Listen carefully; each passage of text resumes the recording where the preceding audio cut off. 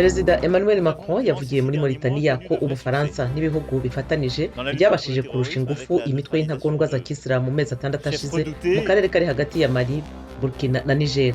Sena ya Gabon mu ntangiriro z'iki cyumweru yatoye ikuraho itegeko rigira icyaha abakundana bahuje igitsina, byatumye abatsimbaraye ku muco gakondo bavuga ko binyuranije n'umuco n'amahame amadini agenderaho mu gihugu. Muri Sudani abigaragambye bihereje imihanda kuwa kabiri basaba amavugurura n'ubutabera ku bantu bose biciwe mu myigaragambyo yarwanyaga leta yaje gutuma Perezida Omar al-Bashir akurwa ku butegetsi mu mwaka ushize. Ubwato bw'ubutabazi bw'Ubutaliyani ejo bwarohoye abimukira 43, abenshi n'abaturuka muri Afurika. Naho imikino ya nyuma y'igikombe cya Afurika cy'ibihugu muri Cameroon yari iteganijwe mu kwezi kwa mbere gutaha yasubijwe inyumaho umwaka, izaba mu 2022 nk'uko ishyirahamwe ry'umupira w'amaguru muri Afurika CAF ryabivuze.